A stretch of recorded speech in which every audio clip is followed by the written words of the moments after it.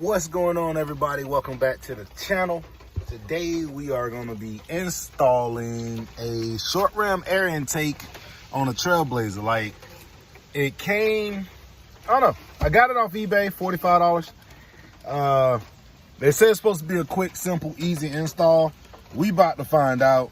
As y'all can see, I don't know if you can tell, it's raining outside right now.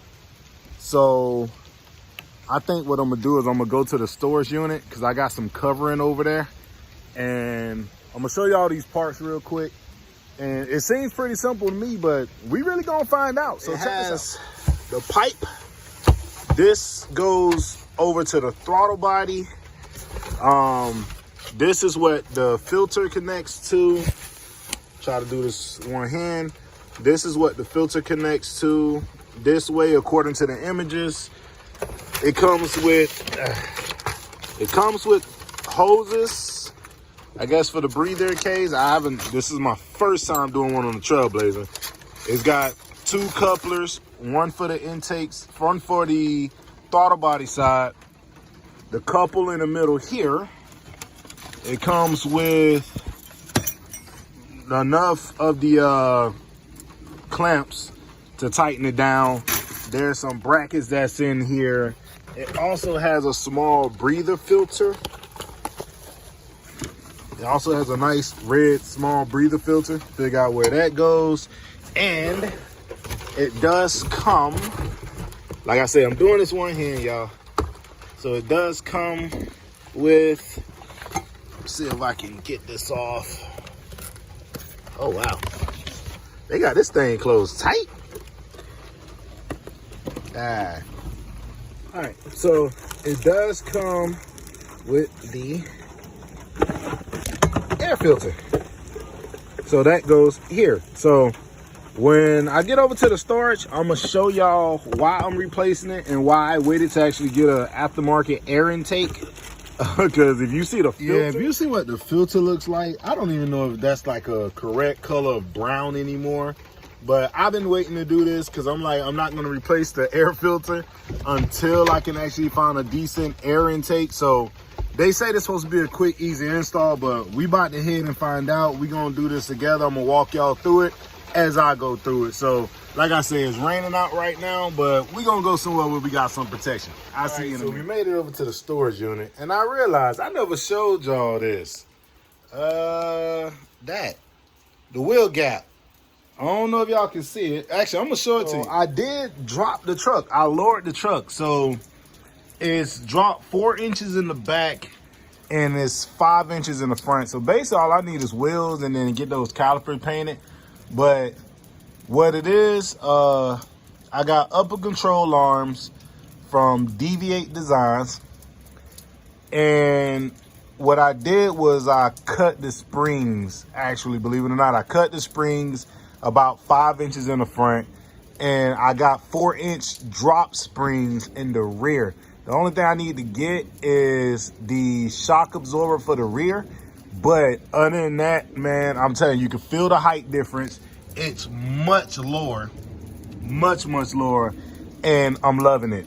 I'm loving it. The only thing I don't like I said, I got to get the shocks for the rear. It does have some rear bounce, which is going to be normal if I don't replace the shocks when you go over bumps, but it's not violent or bad.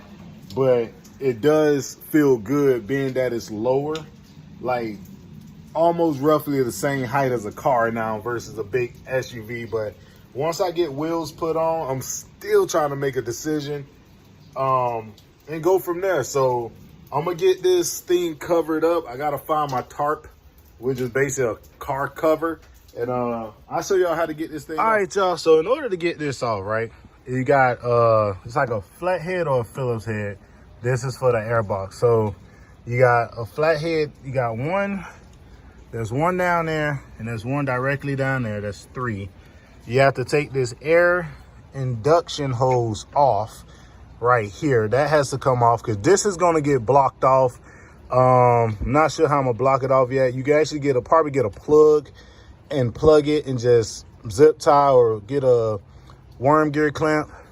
The sensor is going to come out to go onto the other intake.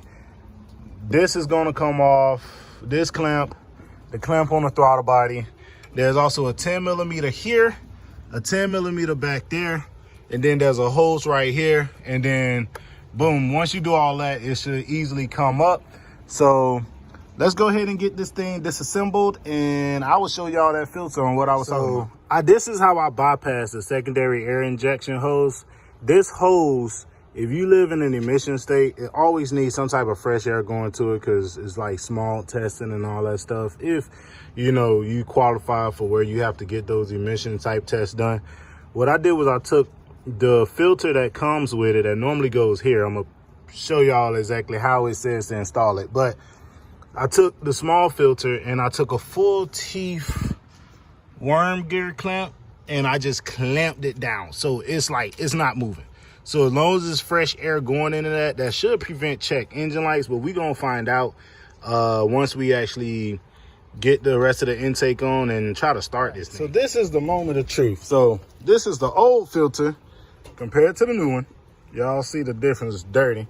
So anytime you're hooking up, I guess, the intake system, don't tighten your clamps down just yet, because you got to make sure everything can line up and get it to go the way you want to go. I just got this sitting up here temporarily because I want to make sure this thing actually starts. From the looks of the diagram and the instruction, this is how the hoses are supposed to run. This one goes here and this one goes here, but we're gonna start this thing up, see if it actually starts, see how it reacts. Also, importantly, don't forget on the original intake, your sensor here, make sure you take that off the original intake. You can kind of twist and pull, just be careful not to break it, and put it on your new air intake. That's very important that you don't forget that sensor. But other than that, this is the complete connection. So we're gonna see if this thing actually starts. So it's probably gonna be a little loud because, like I say, my exhaust is loud, but I've been driving this thing for quite a while and it feels pretty good, man. I haven't had no check engine lights come on. The low end, like that low end response from the throttle when you initially press it, like you can feel the response now. So when you press the gas, it actually wants to go. But hey, I don't know, I love it. I like how it looks in the engine bay, even though I need to clean it up. Now I got to do some dress up to the engine bay. But like I said, I've been driving it for a little bit. No check engine lights come on yet. Hopefully the way I got it set up is exactly how the diagram says, because that's what I did, was follow the diagram online. So it's pretty good. Hey, let me know what y'all think down in the comments. Remember to like, subscribe, and share the video with anybody you know that may got a Trailblazer SUV or something. And we'll see you on the next one. Peace.